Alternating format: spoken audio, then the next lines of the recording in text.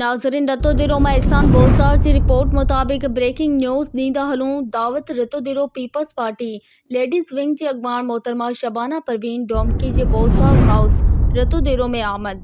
27 December ते मोहतरमा शहीद बेनज़ीर भुट्टो जी थींदड़ वरसी के हवाले से बोज़दार बिरादरी के मोअज़्ज़िज़ शख्सियत अल्ताफ़ हुसैन बोज़दार के दावत ॾिनी।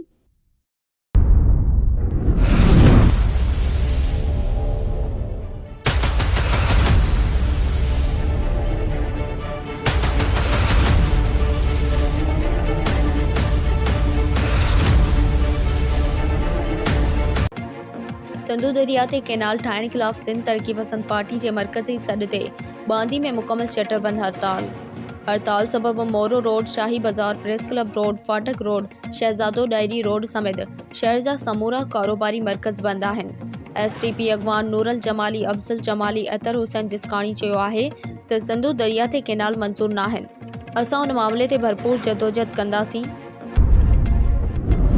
STP पारां सिंधु दरिया में 6 कैनाल कढण वारे वफ़ाक़ के फैसले खिलाफ अॼु सॼी सिंध में मुकम्मल शटरबंद हड़ताल कई वई आहे। हैदराबाद सॼी सिंध में शटरबंद हड़ताल कई वई आहे। कराची डिवीज़न, हैदराबाद डिवीज़न, मीरपुर ख़ास डिवीज़न, शहीद बेनज़ीर आबाद, Nawabshah division, Larkana division, Sukkur division के समूरन नंढन वॾन शहरन में अवाम कारोबार के बंद रखी मुकम्मल शटरबंद हड़ताल कई आहे। सॼी सिंध में कारोबार बंद रखी हड़ताल कई वई आहे। STP जे सॾ ते हैदराबाद के अक्सर इलाइक़नि में शटरबंद हड़ताल कई वई आहे। STP जे सरबराह डॉक्टर कादिर मंगसी पारां अवाम के अपील कई वई हुई त अॼोके ॾींहं ते पंहिंजो समूरो कारोबार, बाज़ारूं, मार्केटूं बंद करे शटरबंद हड़ताल कई वञे। STP जे सॾ ते हैदराबाद जे इलाइक़नि में कासमाबाद, नसीम नगर, भिटाई टाउन, मारवी टाउन, वहादत कॉलोनी, हुसैनाबाद ऐं लतीफ़ाबाद जे इलाइक़नि में शटरबंद हड़ताल कई वई आहे। हैदराबाद जे शहरी इलाइक़नि टनो वली मोहम्मद, टनो आगा, कारी मोरी, साइमा प्लाज़ा, हीराबाद, हाला नाका, न्यू सब्जी मंडी वारनि इलाइक़नि में बि कारोबार बंद कयो वियो आहे। फता चौक, फ़कीर जो पिड़, गोल्ड बिल्डिंग, साइड एरिया वारनि इलाइक़नि में मुकम्मल शटरबंद हड़ताल कई वई आहे। पाड़ेसरी मुल्क भारत का आयल मेहमान हुर जमात के चीफ खलीफे फ़कीर कादिर बख्श मंगरियो के साले रहीम बियो जी चां पार्टी न्यू छोर राजवेंद्र सीनियर साफ़ी लालजी सोडो पारां कई वई, जंहिंमें इलाइक़नि वासियुनि शिरकत कई। लालजी सोडे पारां आयल मेहमाननि खे लुंगी जो तोहफ़ो ॾिनो पियो। उन मौक़े ते साणस गॾु अॻूणो नाज़िम यूसी छोर शम्स दीन मंगरियो, चीफ खलीफ़े जो साहिबज़ादो फ़कीर मारूफ मंगरियो, फ़कीर उस्मान मंगरियो, कामरेड डेसर मल बजीर, नटवर सिंह सोडो, यूथ काउंसिल जसवंत सिंह सोडो ऐं ॿिया बि मौजूद हुआ।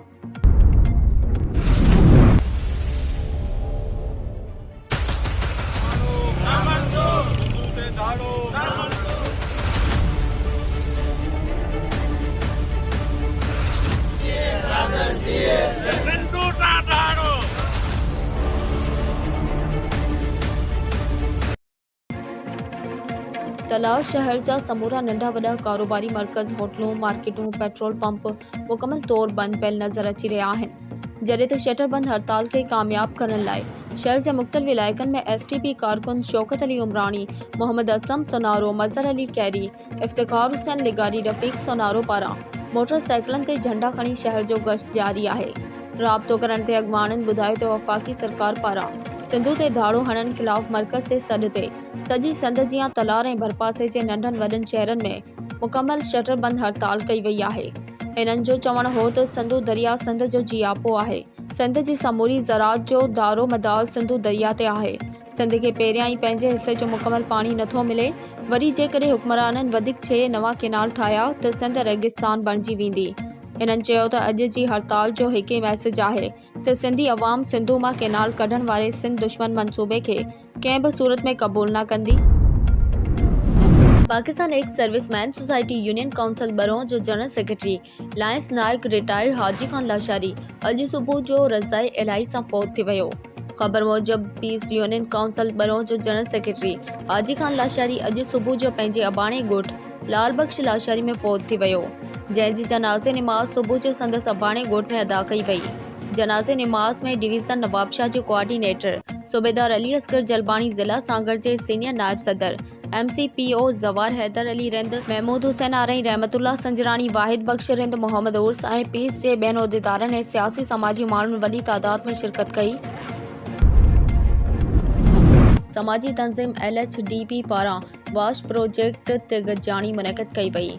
गजाणी खे ख़िताब कंदे additional director social welfare Abdul Ghaffar खोसो चयो त ज़िले में कम कंदड़ समूरियूं समाजी तंज़ीमूं फील्ड में कम करण खां अॻु समाजी भलाई वारे खाते खे अॻुवाट इतला ॾियनि त जीअं किथे बि प्रोजेक्ट जी डबलिंग न थिए। हिन चयो त वाश खां अलावा ॿियनि प्रोजेक्टनि ते पिणु कम करण जी ज़रूरत आहे। हिन चयो त वाश प्रोजेक्ट में पहिरीं तरजीह न्याणियुनि जे स्कूलनि ऐं अस्पतालनि खे ॾियणु घुरिजे। हिन चयो त ज़िले बदीन में केतिरियूं समाजी तंज़ीमूं कम करे रहियूं आहिनि, उन्हनि में LHDP पारां नुमाया किरदारु अदा करे रही आहे। गजाणी में फ़ैसिलो कयो वियो त समाजी तंज़ीम सां गॾिजी ज़िले बदीन जो वाटर प्रोफाइल ठाहियो वेंदो, जंहिंमें ज़िले बदीन जे समूरनि इलाइक़नि जो सर्वे करे ज़ेर ज़मीन पाणी जा सैंपल हासिल कया वेंदा त जीअं ख़बर पवे त ज़ेर ज़मीन पाणी पीअण लाइक़ु आहे या न। गजाणी में LHDP जे project manager Mohan Lal briefing ॾींदे ॿुधायो त तालके बदीन जे 16 यूनियन काउंसिल जे 410 ॻोठनि में वाश प्रोजेक्ट तहत वाशरूम ठाहिया पिया वञनि, जंहिंमां 314 ॻोठनि में वाशरूम्स मुकमल आहिनि। बाक़ी ॻोठनि में कमु हलंदड़ आहे। 40 हैंड पंप लॻाया विया आहिनि। इन प्रोजेक्ट तहत 5 फिल्टर प्लांट लॻाया विया आहिनि।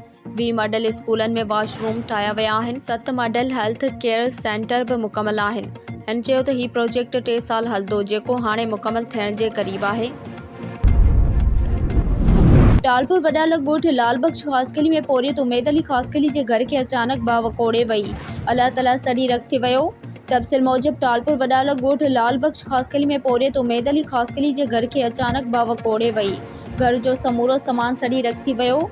उमेद अली ख़ासकली, ज़ुल्फ़कार अली ख़ासकली ऐं सुभान अली ख़ासकली मीडिया सां ॻाल्हाईंदे चयो त मज़दूर माण्हू आहियूं, मज़दूरी ते विया हुआसीं त पोयां 2 लॻी इतला ते घर पहुतासीं, पर उन वक़्त ताईं सभु कुझु सड़ी रख थी चुको हुयो, जिन में खटूं, बिस्तरा, अनाज, कपिड़ा, रोक रक़म तक़रीबन 60,000 जेका नंढड़ी जे ॾाज जे लाइ जमा करे रखी हुई। संदूक समेत सोन ऐं ॿियो क़ीमती सामान सड़ी रख थी वियो आहे।